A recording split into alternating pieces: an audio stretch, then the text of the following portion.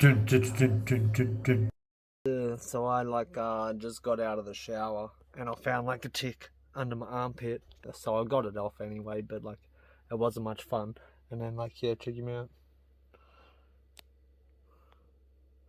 One more still to go. Yuck. Oh man. Like, what about in my hair and my beard? And like I already checked all down there and I was clean.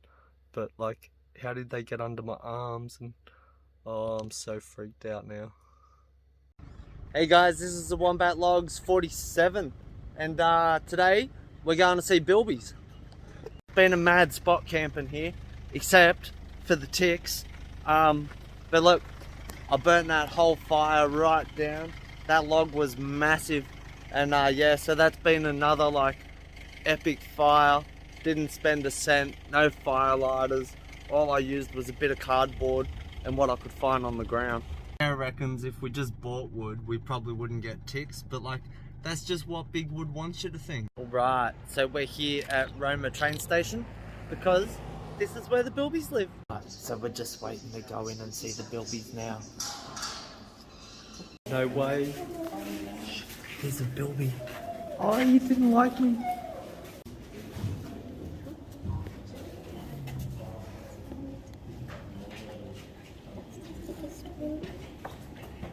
So yeah, definitely nocturnal. So do you know why we got the red lights on there? Yes. Oh yeah. Yes. Oh, the key's right there. Exactly there. Yes. This is the baby one, eh? This red light, Bilbys have very poor eyesight. They can't see it. So they think it's kids want to feed the Bilby. Yes. Is there only 4 of you that want to feed them? Well, we'll go up all together then. So prolifically. Oh yeah. Yeah, so they're not like kangaroos where they can hold joy in their pouch longer. They just won't fall pregnant. Oh. Well, back in 2020 was when the government stopped their national program. So back in 2015 when feral cats were first.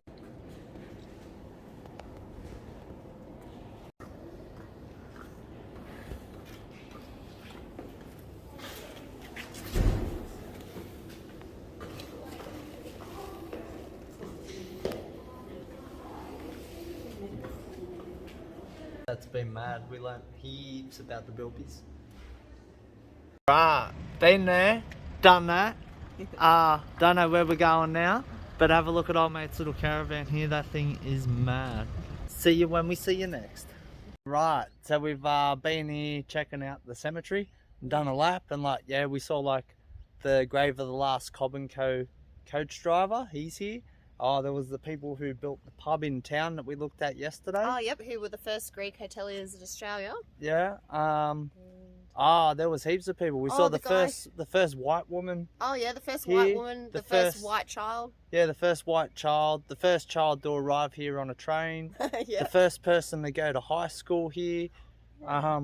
The dude that converted that whatever that truck was into the yeah, the bloke, he converted the fire truck we were looking at the other day into a fire truck that yeah, so like it sort of like tied a lot of what we've seen together to like people and in this, back like, to these rocks outback in the cemetery of all the red dirt and, So and then there's this one here. It's this quartz headstone, and it's for a flying officer that crashed his boomerang. He was the only person to actually die in service during World War II in Charleville.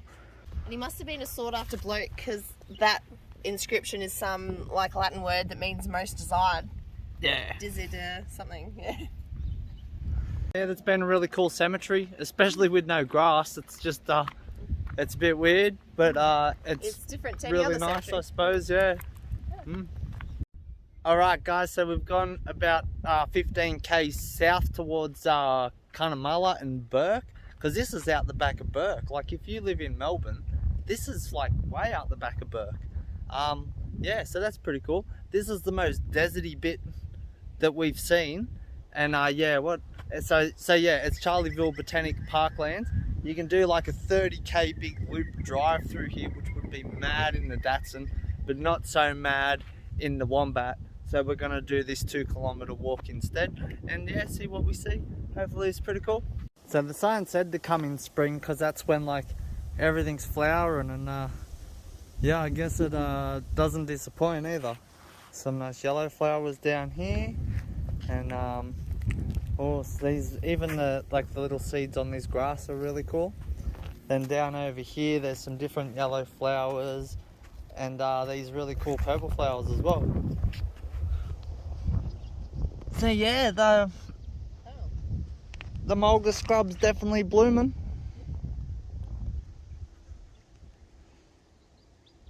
These are really cool, eh? The flowers kind of remind me of like bougainvillea or something. Yeah. And then they go everywhere from green to purple to red, like that one. So yeah, that's really cool. I reckon they're probably in the same family, because bougainvilleas, you get all your different colour varieties too. Yeah, maybe, but they're not all spiky or nothing, eh? But they remind me of like a little bougainvillea for sure. Yeah. They're cool as. Some desert butterflies down here. We actually found a dead one of these the other day where we were camped. It's exactly the same patterns and everything. Yeah, it's cool. You start off with like 2 flies when you get out of the car, and then by the time you've like walked a couple of 100 meters, you've got about 20, and then like after you've done a couple of kilometers, you've got about 100 all stick to your back, and it's yeah, at least I haven't eaten any yet, but I think yeah, that's how you become a local. Once you've eaten so many flies, you can be like, yep, I'm from the outback. So we found this cool hole in the track, and you can tell it was something that had a tail. Like you can see all the tail marks going off, and then if you look here, like you can see its little footprint either side of its tail mark there, and it must have been digging for food here somewhere. What's in there?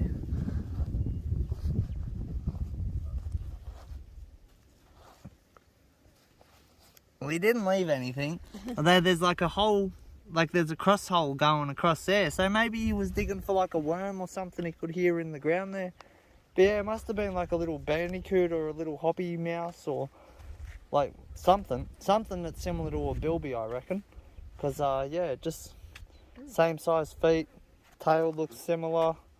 I doubt it's a bilby, but you never know. Yeah, so these cool ones here, it's called a stalked hopbush. Yeah, that'd be mad. I'd love to get one. Found some bones in the desert. There's a bit of vertebra. I don't know what they're from. I guess I'm not a bone expert. There's another bit over here. There we go. He was a snake, maybe. No, it wasn't a snake. But oh, they don't have. no, Okay, they only got really little bone. But yeah, it'd be interesting if we find a skull. Might be able to tell what it is. No, they're more vertebra. They're pretty decent size, eh? So yeah, don't know. Could be anything. Must be pretty harsh out here, eh? Haven't seen many signs of animals other than like that hole and them bone. So yeah.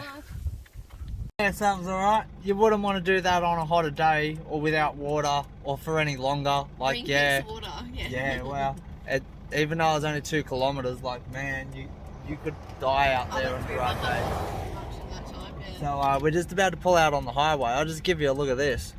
As far as you can see, the highway just goes dead straight down that way, and back this way it goes dead straight for about another 15 kilometers back into town.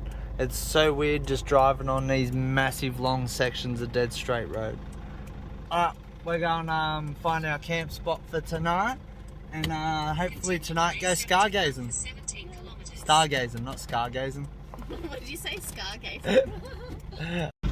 Alright, so this Diamantium Dev Road that we've just turned off of out of Charleville, it says it's the longest road in Australia. It goes from Charleville to Mount Isa, and it says 1400 kilometres or something. So I thought there would have been a longer road in Australia, but apparently not. That's it right there. So that's it for today. We're back at our caravan park because we stayed at Caravan Park tonight, not at back at that dirty waterhole with the ticks. And yeah, it's gonna need like a whole other video just to show you around the caravan park, and yeah, tell all the old people why they should bring their camper van or caravan or whatever they're driving here. And yeah, so that should be good. We'll see you tomorrow with that video. And yeah, thanks for watching. Like and subscribe, and you will see you next time on Escape the Echo Chamber with Neil's cat and Ben.